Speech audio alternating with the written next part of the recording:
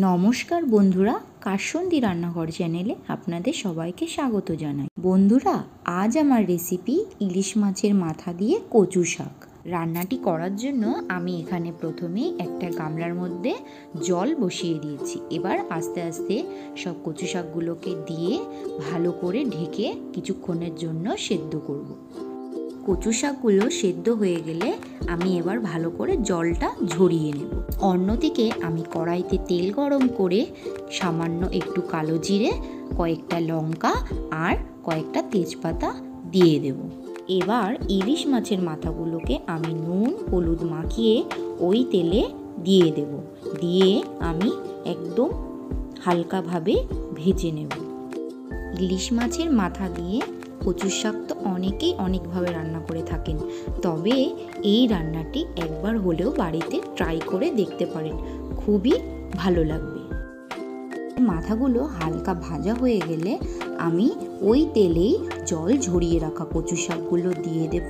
সাথে দেব সামান্য পরিমাণে হলুদ এবং পরিমাণ মতন লবণ। এবার আমি ভালো করে নাড়িয়ে চাড়িয়ে মিশিয়ে নেব। কচু শাকে যে জল জল ভাবটা থাকে সেটা যতক্ষণ পর্যন্ত না শুকাচ্ছে ততক্ষণ পর্যন্ত আমি এটা ভালোভাবে নাড়িয়ে চাড়িয়ে ভাজা ভাজা করতে থাকব। শাকের জলটা শুকিয়ে আসলে আমি এর মধ্যে সামান্য পরিমাণে চিনি অ্যাড করে দেব। সাথে দেব আগে থেকে করে রাখা মশলা। এই মশলাটা করার জন্য আমি সামান্য পরিমাণে ধনে, জিরে, শুকনো লঙ্কা শুকনো খোলায় ভেজে আমি মিক্সিতে গুঁড়ো করে রেখেছিলাম। এই মশলাটা আমি দিয়ে দিলাম। এবার শাকের সঙ্গে ভালো করে নাড়িয়ে চাড়িয়ে মিশিয়ে নেব।